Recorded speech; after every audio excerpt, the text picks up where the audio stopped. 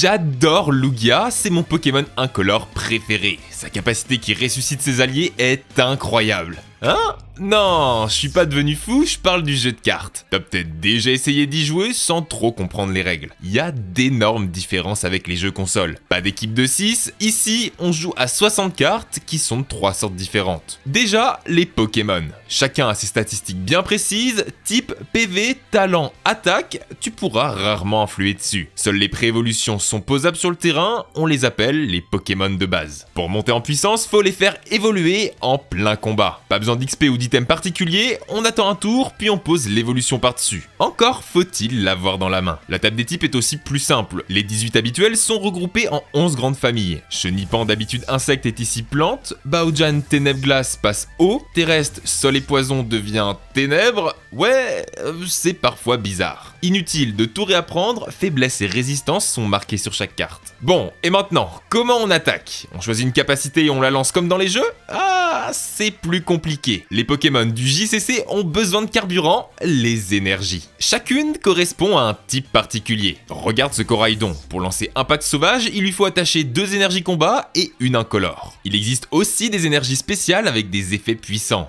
Double, triple ou dégâts supplémentaires, il y a de quoi faire. Dernier ingrédient essentiel, les dresseurs. Sur console, ils interviennent peu, se contentent de donner des ordres, mais ici, c'est la foire d'empoigne. Piocher, soigner, déplacer, bloquer, ils ont tout un arsenal à leur disposition pour changer le cours de la partie. On a des objets à effet immédiat, des outils à attacher, des stats qui altèrent les conditions de combat, un peu comme la météo dans les jeux, et même des humains, les supporters. Il te faudra choisir judicieusement parmi ces 3 types de cartes pour constituer ton deck, et pour ça, il y a des astuces dont on reparle plus tard. L'important c'est de ne pas perdre de vue ton but principal, écraser ton adversaire. Avec une différence qui choque tous les nouveaux joueurs, la condition de victoire. Pas besoin de mettre toute l'équipe ennemie KO, 2 éliminations peuvent suffire. Ça te paraît injuste? Je t'explique. Chaque joueur possède 6 cartes récompenses tirées de son deck au hasard. Face cachée à gauche du plateau, il faut toutes les récupérer pour gagner. On en prend une par KO infligé,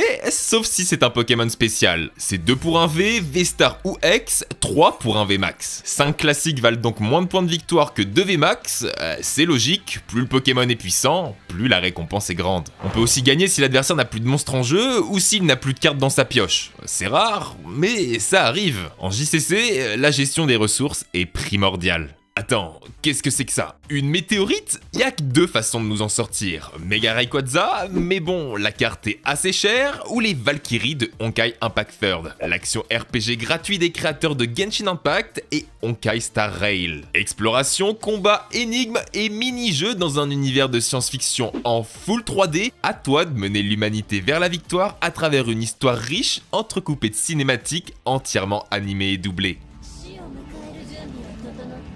Prends ça dans les dents Pokémon. La dernière mise à jour ouvre un tout nouveau chapitre mettant à l'honneur la première Valkyrie astrale, Griseo Expression Cosmique. Artiste armée d'un sabre laser, elle abat ses ennemis avec une élégance digne des meilleurs Jedi. Et oui, S l'ajoute Dark Maul sur certains combos. Rien ne lui résiste, pas même la météorite qu'elle tranche avec son attaque ultime dévastatrice. Et elle n'arrive pas seule. Honkai Impact Third t'offre l'une des Valkyries les plus puissantes, l'Herscheur de la Sentience. Son gameplay est très varié avec 3 armes différentes qui la rendent ultra fun. Maintenant, vous pouvez obtenir ce personnage gratuitement. Suffit de jouer aux événements du patch, accessible aux débutants avec plein de récompenses à la clé, dont l'une des 3 nouvelles tenues ajoutées à cette mise à jour. Plein de cadeaux sont prévus pour Noël et le jour de l'an, de quoi commencer ou se remettre au jeu dans les meilleures conditions en profitant de l'upgrade du stockage et de l'interface de la dernière mise à jour. Qu'attends-tu pour installer Honkai Impact Third? C'est disponible sur PC et smartphone. Clique sur notre lien en description pour profiter d'un bonus supplémentaire avec notre code promo spécial et contribuer à la gloire de Pokémon Trash.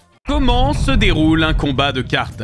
Sur console, on s'affronte en 1v1, 2v2, voire plus. Le JCC est plus intense. 2 armées de Pokémon se font face et envoient un des leurs au corps à corps. Du moins, c'est ce dont on a l'impression. Regardez bien le plateau. Au milieu, il y a la zone de jeu, là où on rassemble notre team. En haut, c'est le poste actif. Tu ne peux y placer qu'un seul Pokémon à la fois. C'est le seul qui attaque et reçoit des dégâts, comme dans les jeux classiques en fait. En bas, il y a le banc qui accueille jusqu'à 5 Pokémon. C'est là que tu gardes ceux qui ne sont pas encore prêts à attaquer, ou qui restent là en soutien. C'est la grosse différence, les inactifs gardent leur talent activé, et on peut agir dessus. Ton deck se pose en haut à droite, c'est là que tu pioches. Juste en dessous se trouve la pile de défausse, où vont les cartes une fois utilisées ou mises KO, un peu comme un cimetière. Enfin, les fameuses 6 cartes récompenses sont placées tout à gauche. Il n'y a pas de stade de vitesse pour savoir quel Pokémon frappe en premier, on tire au sort le joueur qui commence en début de partie, puis on joue chacun son tour. Après avoir bien mélangé son deck, on pioche 7 cartes dans sa main, chacun pose un Pokémon de base sur le poste actif, puis si on en a d'autres, sur le banc. Contrairement au jeu, on risque de commencer sans Pokémon jouable dans notre équipe, car oui, rappelle-toi, impossible de placer une évolution sans sa base. Il y a une petite chance pour qu'un joueur n'en pioche pas dans sa première main. On appelle ça une misère. Si ça t'arrive, tu dois montrer ta main, remélanger ton deck et repiocher. Pour chaque misère déclarée, l'adversaire pioche une carte supplémentaire. Tout est en place, pose les 6 premières cartes de la pioche face cachée dans la zone récompense. Et c'est parti. Tous les tours commencent de la même manière. On pioche une carte, ensuite choisis bien ton premier Pokémon. C'est plus difficile de switcher que dans les jeux. Pour échanger un Pokémon actif et un Pokémon de banc, tu dois battre en retraite avec un objet ou sacrifier des énergies selon le coup en bas de la carte. Oublie les pièges de roc, ça n'existe pas dans le JCC. Et même si c'était le cas, interdiction d'utiliser une capacité avant le deuxième tour. Pas d'évolution non plus, tu viens seulement de poser ta base. Et pas de supporter pour celui qui commence. Ensuite, à chaque tour, plein de possibilités. Poser des Pokémon, attacher une énergie, utiliser des talents ou jouer des cartes dresseurs. Beaucoup plus de choix que sur console. Attention quand même, il y a quelques limites. Une carte énergie, supporter et stade par tour. Pas plus. Tu ne peux pas non plus faire évoluer un Pokémon qui vient d'être posé. Ton tour se finit quand tu attaques. Ici, pas de barre de PV, on utilise des marqueurs ou des dés pour inscrire les dégâts. Quand un Pokémon arrive à 0, c'est le chaos. Il part dans sa défausse avec toutes ses cartes attachées. Celui qui l'a battu récupère ses récompenses. Parfois, le Pokémon actif est victime d'un état spécial. Endormi, brûlé, confus, paralysé ou même empoisonné. Tu peux les soigner en battant en retraite, en évoluant ou avec une carte dresseur. On te met à l'écran les différents effets. Après, si même avec tout ça tu penses que la meilleure chose c'est de ne rien faire, tu peux aussi juste passer ton tour. Tout le reste c'est écrit sur les cartes, il suffit de lire. Dit comme ça, c'est simple, mais Pokémon est un jeu d'anticipation. Qui envoyer sur le terrain en premier? Quand activer telle compétence? Il va falloir réfléchir, rester concentré pendant longtemps. Les compétitions se jouent habituellement en BO3. Celui qui remporte 2 manches obtient la victoire finale. Certaines parties peuvent durer 40 à 50 minutes. Les tournois, eux, prennent souvent une dizaine d'heures. C'est un vrai marathon où les meilleurs joueurs sont ceux qui tiennent la durée. Comment construire une bonne équipe? Ok, tu sais jouer, très bien. Mais comment monter un bon deck? Laisse tomber les statistiques, le choix des attaques ou l'équilibre des types, on recherche avant tout la synergie. Comme dans les jeux, les rôles sont bien définis. 1 ou 2 balaises pour taper, les autres en support pour faciliter la mise en place. Tous les coups sont permis à une condition, pas plus de 4 exemplaires de chaque carte par deck, sauf pour les énergies de base. Comme ça, personne n'abuse d'une carte trop forte. On commence par prendre un Pokémon intéressant, ton Dracofeu Shiny hyper cher, oublie, il est nul.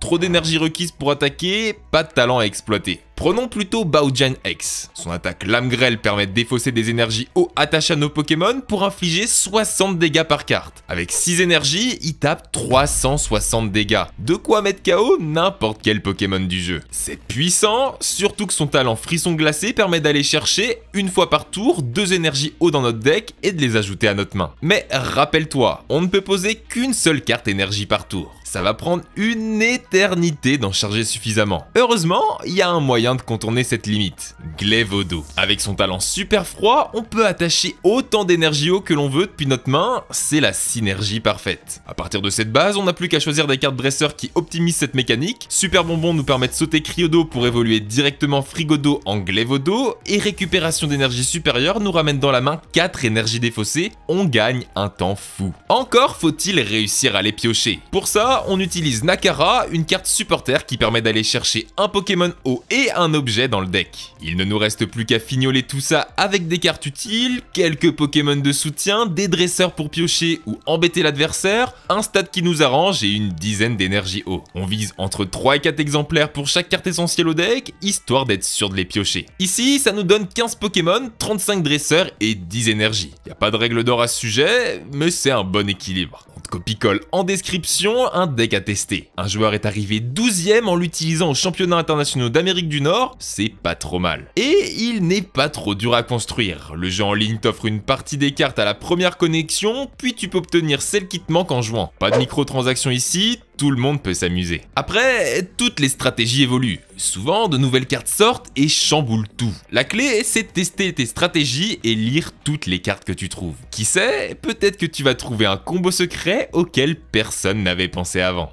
Comment devenir un maître du JCC ? Prêt à devenir champion? Rends-toi sur l'appli officielle Pokémon Live pour faire tes armes. C'est le meilleur moyen de se familiariser avec les règles et de tester tes decks. Si t'as eu des QR codes en ouvrant des boosters, tu peux les rentrer sur le jeu pour débloquer des cartes. Contrairement au jeu de base, pas besoin d'optimiser les IV pendant des heures. On passe directement à l'action au bout de 5 minutes. Par contre, comme sur console, il y a des limitations sur ce que tu peux jouer, qui changent selon le format. Le standard est le plus répandu. Il n'autorise que les cartes les plus récentes. Pour la saison 2023, tu peux jouer toutes celles qui ont une petite lettre à partir de E, en bas de la carte. Ça s'appelle la rotation. Les vieilles cartes sont progressivement interdites pour laisser place aux nouvelles. Au printemps 2024, ça ne sera qu'à partir de F. Et oui, du coup, tu ne peux pas jouer le deck de ton grand-père, mais comme ça, la méta reste fraîche. C'est sympa. Si vraiment tu veux jouer les anciens sets, tu as le format étendu, qui comprend tout depuis noir et blanc. Plus de possibilités. Il mélange toutes les mécaniques sorties depuis 12 ans. Malheureusement, il est assez peu jouer en Europe. Une fois que t'es à l'aise, tu peux te mettre à combattre dans la vraie vie. Il y a des ligues officielles partout en France qui organisent des tournois de chill ou même des avant-premières pour tester les nouvelles extensions avant leur sortie. Si tu te sens l'âme d'un champion, tu peux participer à des tournois compétitifs. Plus il se tient à grande échelle, plus il est prestigieux et plus tu peux remporter des points de championnat. Le circuit est souvent le même que sur console. Les compétitions ont lieu en même temps. Les meilleurs joueurs peuvent prétendre au Saint Graal, les championnats du monde, qui n'ont lieu qu'une fois par an. Il faut amasser une grande quantité de points pour y aller. Les récompenses sont gargantuesques, jusqu'à 25 000 $ pour les premiers, et les meilleurs matchs sont retransmis en direct sur YouTube. La classe. Aujourd'hui, un joueur trône au sommet de la discipline, Jason Klasinski. Désolé pour l'accent. Avec 3 titres de champion du monde, personne n'a jamais fait mieux. Comment fait-il pour être aussi fort? Déjà, il ne suffit pas de bien connaître son deck. Il faut aussi bien connaître celui des autres. C'est la méta, l'ensemble des stratégies les plus fortes du moment. Après, il n'y a pas de secret. Il faut s'entraîner, encore et encore, peaufiner son deck, trouver les meilleurs ratios. Ne jamais se dire « Ah bah j'ai pas eu de chance, il a ouvert ça et... » Mais plutôt « Qu'est-ce que je fais pour ne plus jamais perdre de cette manière ?» Le mieux, c'est d'avoir des amis avec qui jouer. Un groupe de ton niveau pour tester tes stratégies. Si t'en as pas, parle aux gens dans la boutique de cartes de ton quartier. À tous les coups, ils ont déjà un cercle que tu peux rejoindre. Après tout, c'est le plus important. S'amuser avec des gens que t'aimes bien. Alors, télécharge gratuitement Honkai Impact Third. Lien et code promo en description. Encore merci à eux pour leur soutien régulier. Ça vaut pour tout le monde. Si tu ne t'amuses pas, alors tu ne gagneras pas. Les champions sont ceux qui aiment tellement le jeu qu'ils ont passé des années dessus. Et ils sont unanimes. Ce qui les a fait rester aussi longtemps, c'est la communauté. Tous les amis qu'ils se sont fait grâce à ça. Alors, joue avec tes potes, fais de ton mieux, et qui sait, peut-être que ça sera toi, le prochain maître Pokémon.